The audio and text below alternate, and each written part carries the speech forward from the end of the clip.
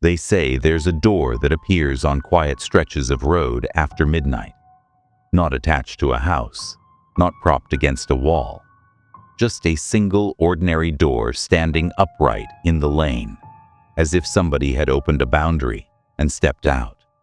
No frame, no hinges, no porch, just a door, perfectly painted, with a knob that gleams like it expects to be turned. People tell you the rule the way people whisper about a loose floorboard in a haunted house. Never stop for it. Never touch it.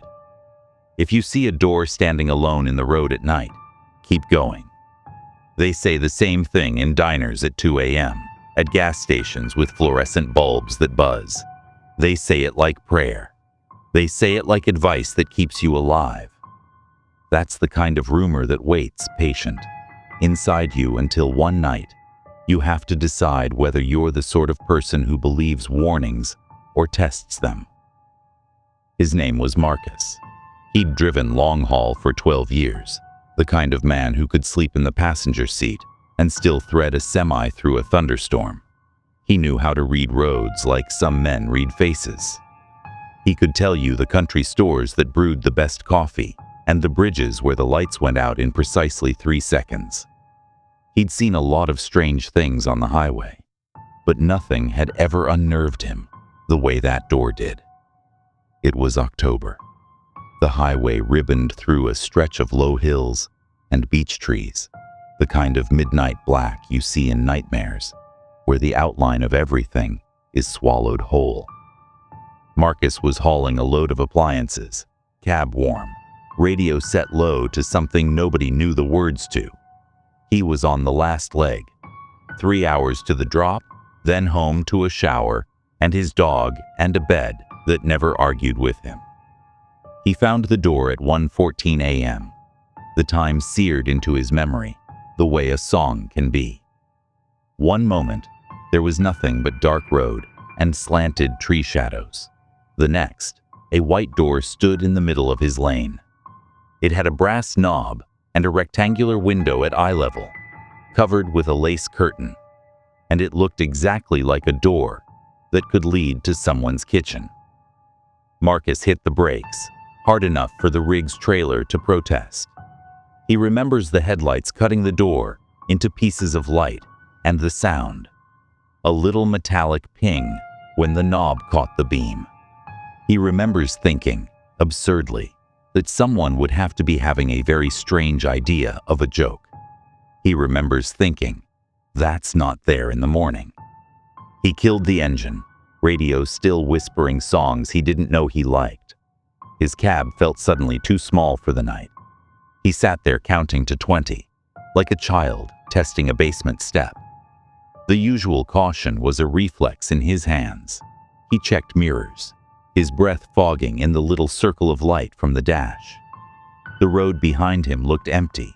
The road ahead held only the suggestion of the curve and the door, which now, impossibly, had a pale lampshade glowing behind that lace curtain. He called dispatch. Standard protocol. If anything on the highway is a hazard, you report it. The line went straight to voicemail. He tried 911, but his call dropped to the hum of the radio and a voice saying, "All operators are busy." The kind of thing you tell yourself later to explain the way the night stacks up against you. People who tell this kind of story always say the same thing next, about the way your hands move of their own accord. Marcus doesn't say it like that. He tells it bluntly. He opened the door. Not because he wanted to, not in any dramatic hero story sense. He opened it the way a man opens a freezer to check on meat. Simple action, immediate regret. The knob was cool and real. It turned with a softness like the world exhaling. The curtain inside rustled as if a draft, and then it fell still. For a second, a very long second where all the small sounds of the highway died, Marcus saw the other side. It was a porch. At least it looked like a porch. A wooden porch with a swing, paint chipped in careful ways, a potted fern drooping in a pot that had been left to the sun. An ordinary porch, sounds strange to say now, because it was the wrong kind of ordinary. The porch faced a house that shouldn't be there. The house had a second-floor window, with a faint silhouette behind it, and everywhere the light looked like old film, grainy, slightly ahead of the present. Marcus shut the door almost immediately. He backed the truck a few feet, planted both hands on the wheel, as if it were the only thing holding him in place. He told himself to keep driving, to keep his eyes forward and his foot steady. He did. For a mile, the night felt like nothing. He kept glancing in the mirror. The door was gone. He reported it later, when he could make the words straight in his head. The report made paper. Odd obstruction, removed, no sign of tampering. They asked the usual questions. How wide was the road? What kind of door? Any other vehicles? And they took his signature in a shaky ballpoint scrawl.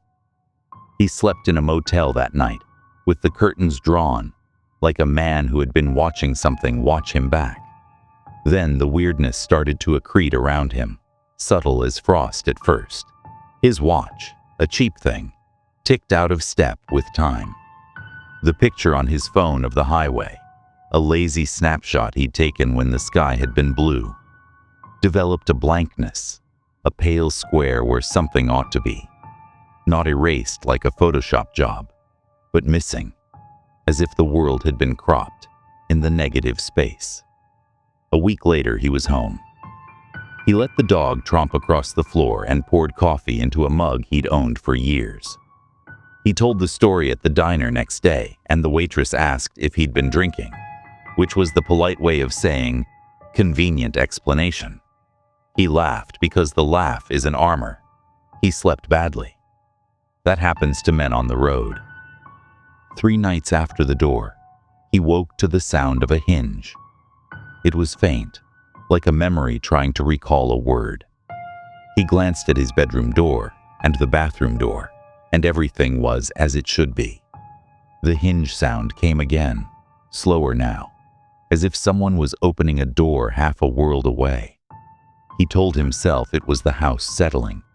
He told himself a lot of things. The next morning, he found his neighbor's cat on his porch. Animals do strange things, the neighbor said when Marcus mentioned it, but there was something off about the cat's eyes. They seemed to blink at the wrong times, as if they belonged to something listening on another frequency. When Marcus looked at the photograph he'd taken of the truck by the roadside the night of the door, there was a pale smudge at the edge of the frame he had not seen before. A rectangle, vaguely door-shaped, but only visible when the light hit it, just so. People like to ask how much time you can lose before you notice the space has swallowed parts of you. Marcus noticed little things before the large things went missing. A pen that belonged in his pocket turned up inside the refrigerator.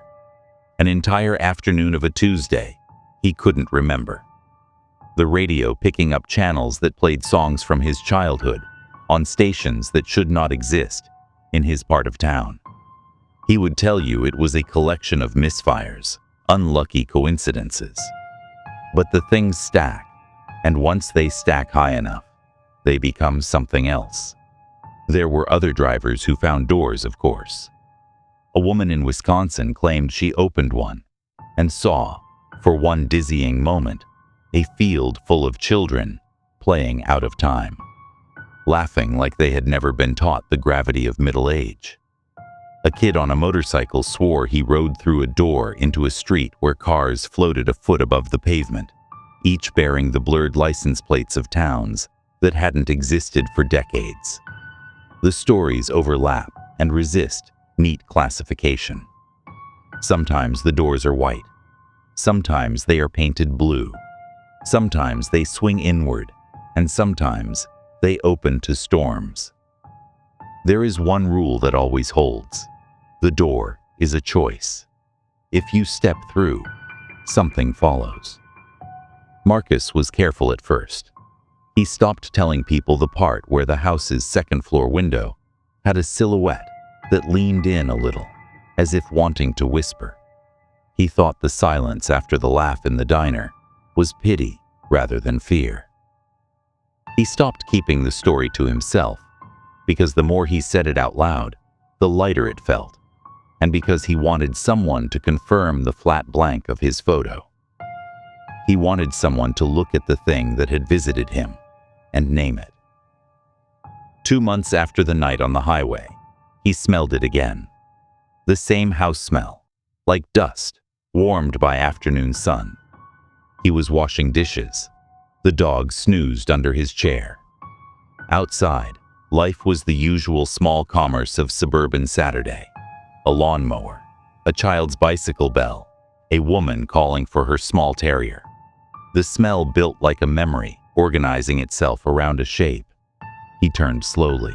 The door was in his hallway. It stood not in the road this time, but upright at the far end of his narrow hallway, where the coat rack leaned and the calendar hung. The paint on the door matched the shade he had seen on the highway. The lace curtain at the small window inside it moved as if someone had breathed between the house and his own. Marcus did not panic. He felt a different thing. Tired, certain, as if an inevitable appointment had arrived late and apologetically. He did not open it. He considered it. He sat down on the couch and lit a cigarette, which he no longer enjoyed, but which steadied his hands. He watched the door from the living room, the cigarette burning, ash falling, like a small pale confession. He called a friend. He told him, not the whole story, never the parts you cannot unspool, just that there was something wrong and he wanted someone to come over. His friend came. He sat down and made a joke about pranksters. He checked the porch and the windows and the back door, and then he stood in the hallway, like a man considering whether a chair over the mantel was crooked. He laughed in a thin way and said he saw nothing. After his friend left, Marcus watched the hallway again. The sunset slanted through the blinds and made the dust in the air glow like a wrong kind of fire. The lace curtain rippled, though there was no breeze. A sound like measured steps came from the other side of the door, sound that fell exactly between the steps you would take up and down stairs. Marcus felt, in the way he once felt the cold of the staircases in a different story, that the world had moved half a breath out of rhythm. He went to bed. He lay awake listening to the house decide how to be.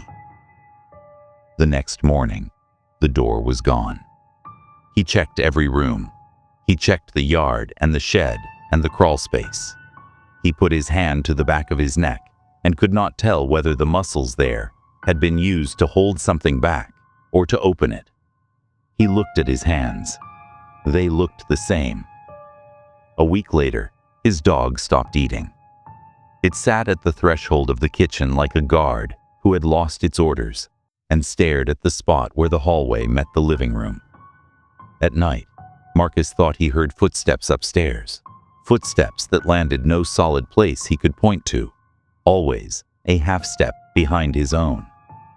He started sleeping with the radio on, low, because the hiss made the house feel less like a mouth. Marcus never said he saw anything come through the hallway to the other side. He never said he saw a shadow step into his living room and fold itself in the armchair. He said instead that his keys began to misplace themselves inside ordinary things, that photographs developed with faint, empty windows where faces should be, that the dog learned to stare at the corner of the ceiling for long intervals. He said his watch still ran slow and sometimes fast, as if the hands had decided to circle music only they could hear. The friends, he told, drifted away. There's a social subtraction that happens when you carry a story that smells like a bad dream. People stop wanting to lean in. It's easier to believe the cold facts of schedules and trucks than the sense that your life is being trimmed by invisible hands. A year after the door first appeared on the highway, Marcus drove that same stretch again, because some stories need the proof of return. He found a white rectangle in the fog by the roadside. far off, perhaps imagination, perhaps not. And he did what he had always thought he would never do. He kept his eyes on the horizon, and he drove past it, the headlights sweeping over empty night, and the road ate the outline as if it had never been. He told himself afterward that he was relieved. He told himself he had kept his hands to the wheel and his distance. He told himself 100 things, and 100 things were true in the bland way that facts are. But sometimes, when nights are quiet and the house is very still, he will wake to the sound of a hinge, the same thin, polite sound he heard before, and he will know, with the flat certainty that never feels like discovery, that something that had been waiting on a porch in a house that had no address had found a way to pause at the edge of his life. He didn't see what it wanted. He didn't see it come to call. He didn't see it cross the threshold. He only saw the ways the world rearranged itself afterward, like a house settling into a new set of rooms.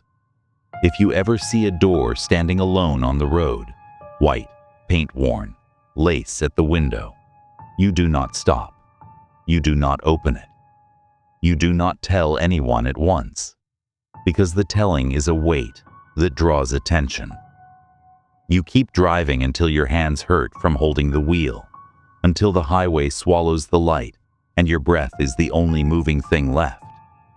If, some night, you fall asleep and hear a hinge in the distance, don't walk toward it. Don't ask what's there.